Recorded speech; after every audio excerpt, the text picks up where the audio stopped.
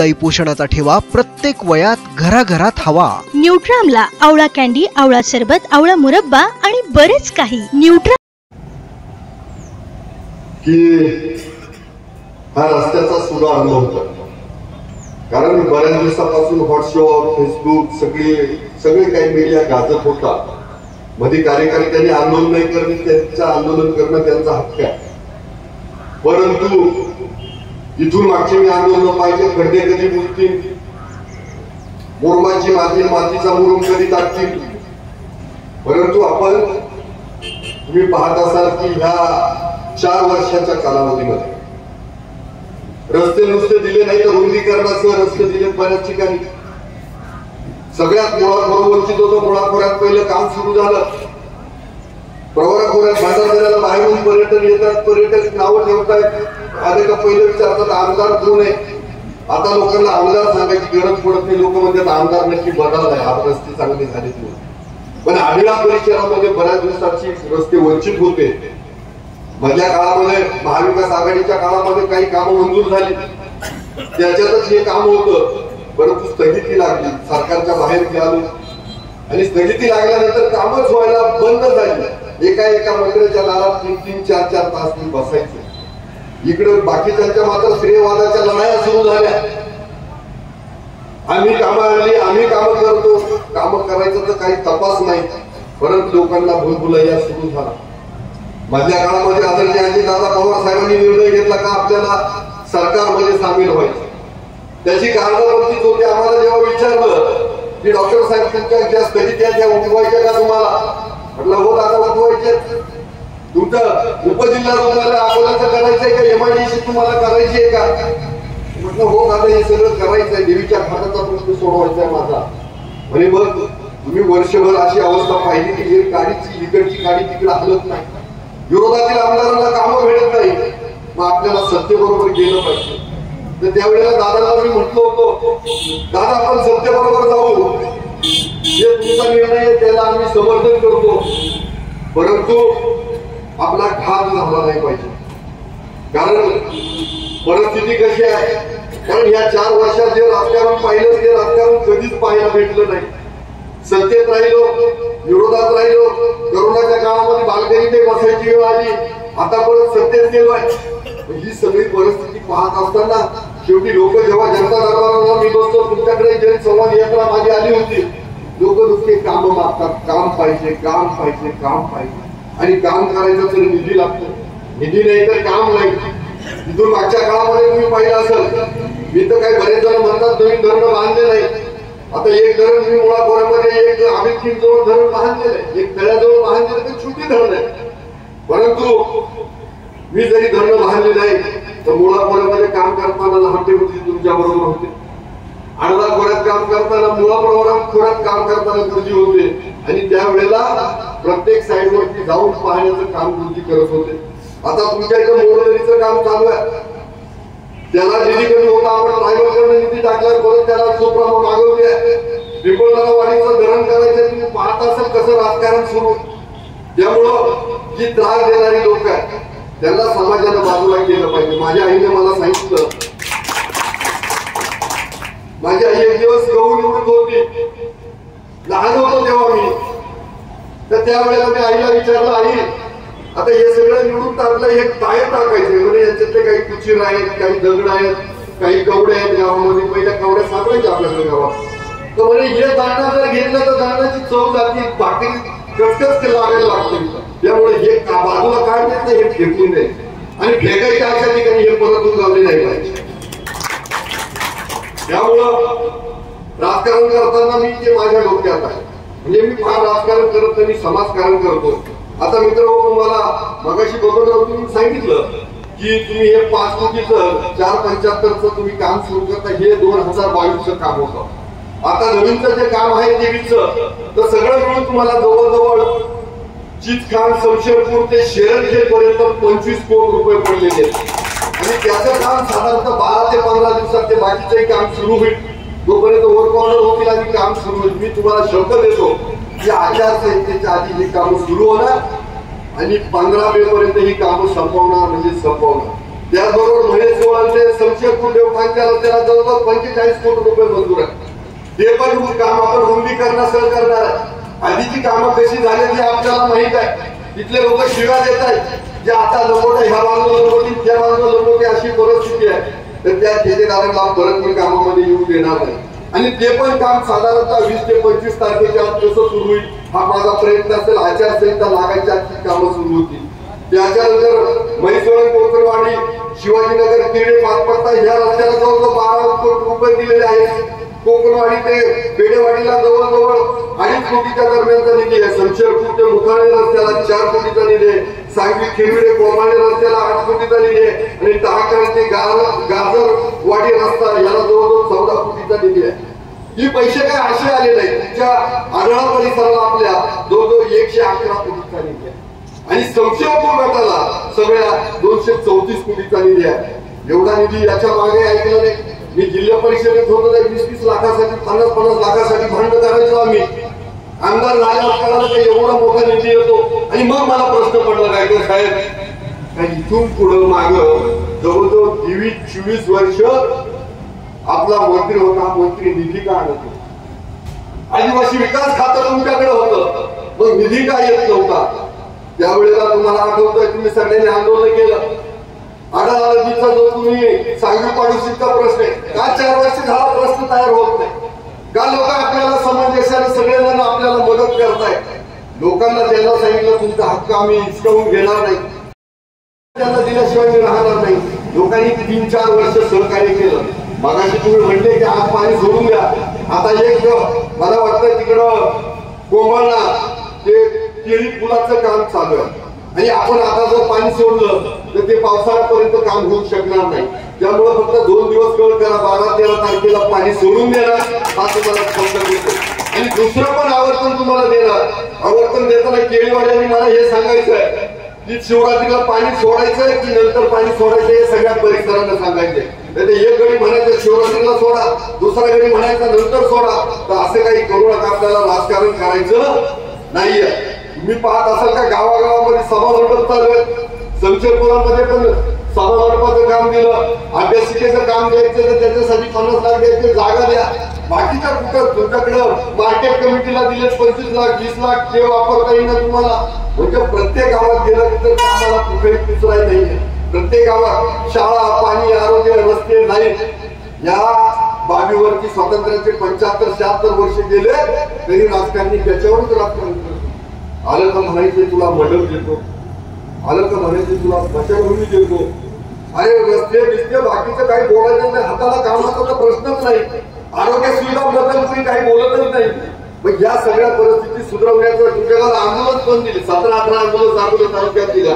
कोरोनाच्या काळामध्ये त्याचा उपयोग नाही झाला चांगली गोष्ट आहे. ऑक्सिजन प्लांट इकडं तिकडं काढला त्याचा उपयोग नाही झाला चांगली गोष्ट आहे. कारण कोरोना काही माझ्या प्लांटसाठी वाढवा अशी माझी काही इच्छा नव्हती. पण त्या निमित्तानं आरोग्य सुविधा बळकटीकरण झालं. आता कालच माझ्या मित्रांनो नवनाथचा फोन आला. कोणीतरी डॉक्टर आहे तिथं दारू कमी पडलेलं तर त्याची उच्च मागणी कालच करायला लावली. आता पदमुक्त करून टाकलं त्याला. म्हणजे त्या अशी माणसं आहेत. तुमच्या गावाचं पण काम किरण लांबे प्रत्येक गोष्टीवरती लक्ष ठेवू शकत नाही.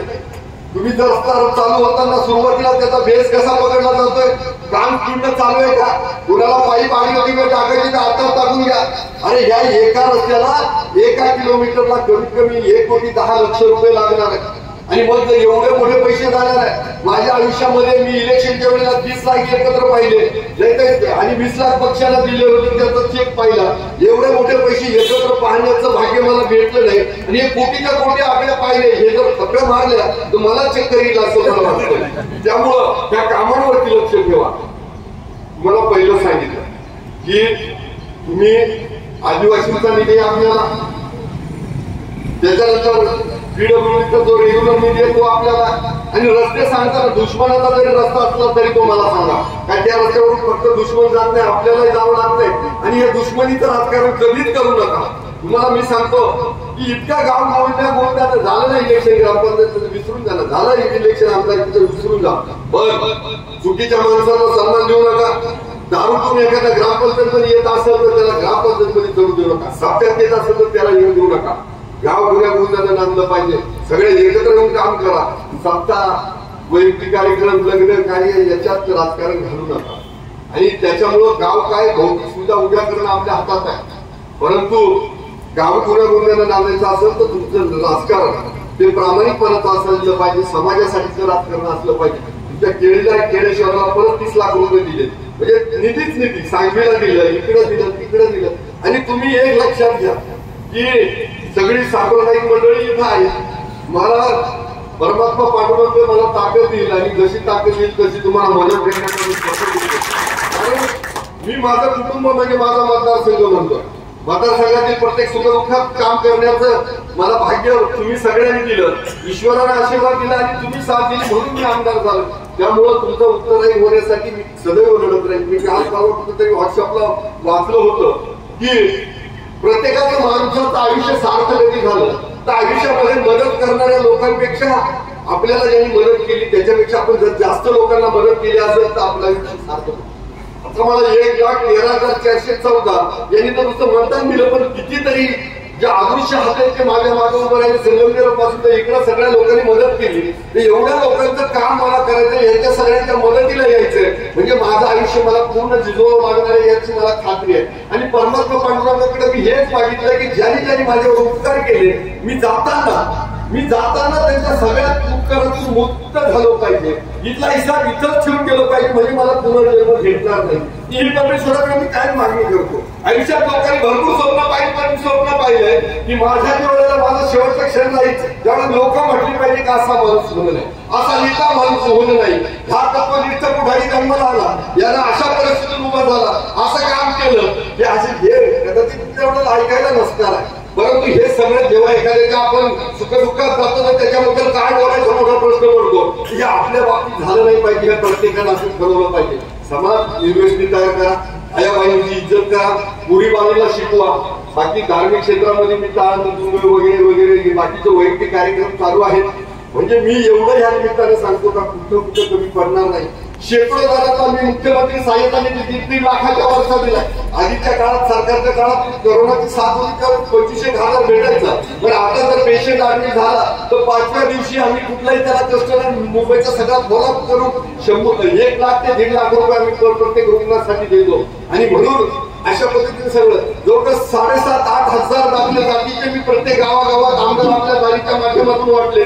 म्हणजे कुठं कमी पडलो नाही. जेवढं देता येईल घरी आलं माणसं कमी पडतायत तर माझी बायको तिथं उभी असते सकाळपासून संध्याकाळपर्यंत. जर काही कार्यक्रम असते तर माझी बायको बाहेर पडते. कारण सांगायचे नाही का माझ्या मागं कोणी नाही. तुम्ही लोकांनी निवडून दिलाय काम करणं हे माझं कर्तव्य. मी तर कधी म्हणतच नाही मला जेवढा वेळ देता येईल तेवढा देतो. परमेश्वर पांडुरंगाने मला जेवढा वेळ दिलाय जो तुम्हाला दिलाय तोच वेळ मला दिलाय. परंतु मी वेळेच्या मिनिटाचा उपयोग करतो. म्हणून बऱ्याच कार्यकर्त्यांना आग्रह असतो लोकांचा का मला जेवायला या. तर मला जे लोक जेवायला खातात ती मला म्हणजे मला बघ का लोकांना जेवायला खायला तर ते लोक मला बिलकुल आवडत नाही. कारण जेवायला गेलं का 1 तास असा निघून जातो. माझ्याकडे तेवढा वेळ नाहीये. चहा पाजर थोडं काढून घ्या काहीच अडचणीचा विषय नाही. कारण आता मागाशी कोणीतरी म्हणलं की प्रत्येक गावात उद्घाटनाला या. बाबांनो आचारसंहिता लागणार आहे. उद्घाटनाला येणं शक्य आहे नाहीये मला माहित नाही. कारण साधारणतः 5 मार्चच्या पुढे कधी पण आचारसंहिता लागू शकते. त्यामुळे आपण सगळी कामं सुरू करून देऊ. तुम्हाला एवढं माहित असलं पाहिजे की ज्या तालुक्याचा लोकप्रतिनिधी ज्या तालुक्याचा पालक म्हणून तुम्ही मला निवडून दिलाय, मतदारसंघाचा पालक म्हणून निवडून दिलाय, जी कामं येतात सध्या जिल्हा परिषद सदस्य अस्तित्वात नाही. बाकीचे कधी येते कधी जाते त्यांच्याबद्दल बोलायचं काही कारण नाही. आणि म्हणून जी कामं ज्याला कुणाला मी तरी सांगतो ही कामं माझ्या पत्राला आले, माझ्या कर्तृत्वाने आले, माझ्या फॉलोअपने आले. ज्याला कुणाला आहे ना जो कोणी म्हणत असेल श्रेयवादाची लढाई करतात ही कामं माझ्यामुळे आले तर त्यांनी फक्त विधानसभा अध्यक्षांचं किंवा विधानसभेच्या मंत्र्यांचं पत्र आणून दाखवावं. लोकांची दिशाभूल करू नये आणि नीच क्वालिटीचं राजकारण कुणीच करू नये. लोक गुन्ह्या गोविंदात नाचताय, संप्रदाय सगळे गुन्ह्या गोविंदात नाचताय. आपल्याकडे आंबेडकर जयंती त्याच ताकदीनं होते, रामनवमी त्याच ताकदीनं होते आणि ईदचा कार्यक्रम असतो तोही त्याच ताकदीनं होतोय. समाज सगळा गुन्ह्या गोविंदाने नाचतोय हा असाच नाचला पाहिजे आणि त्यासाठी आपण सगळे कटिबद्ध राहू. परत एकदा एवढ्या मोठ्या संख्येने तुम्ही जमला तुमचं मनापासून आभार मानतो. आणि इथून पुढं कदाचित प्रत्येक कार्यक्रमाला आपण घेता येईल का नाही, उद्घाटन घेता येईल का नाही, पण ज्या ज्या गावात काम होतात तिथं उभं राहा, चांगल्या क्वालिटीचं काम करून घ्या. ठेकेदारांनी तुम्हाला ऐकलं नाही तर मला सर्व फोन करा, माझ्या यंत्रणेला फोन करा आणि आपल्या गावाचा, आपल्या परिसराचा, आपल्या तालुक्याचा विकास करून घ्या. हा तालुका आपला, हा महाराष्ट्र आपला, हा देश आपला आहे. ह्या भावनेतून सगळेजण वागा. कुठंच सार्वजनिक मालमत्तेचं नुकसान होणार नाही, कुठं आपण रस्ते खणणार नाही, चुकून पुढी खाऊन एखाद्या आपल्या ग्रामपंचायतीच्या कार्यालयाला चुकणार नाही, शाळेत चुकणार नाही. या सगळ्या खबरदारी घ्या आणि हा आपला देश भविष्यात महासत्ता होईल यासाठी आपण सगळे कटिबद्ध राहूया. परत एकदा तुम्ही जमलात, मनापासून तुमचा आभार मानतो. आणि हा सगळा निधी देण्यामागं आदरणीय अजितदादा पवार यांनी जवळजवळ आतापर्यंत मला 1700-1800 कोटीचा निधी दिला. एका अजितदादासाठी टाळ्या वाजवा. कारण कुणीतरी गॉडफादर राहतो नाही तर काहीच करता येत नाही.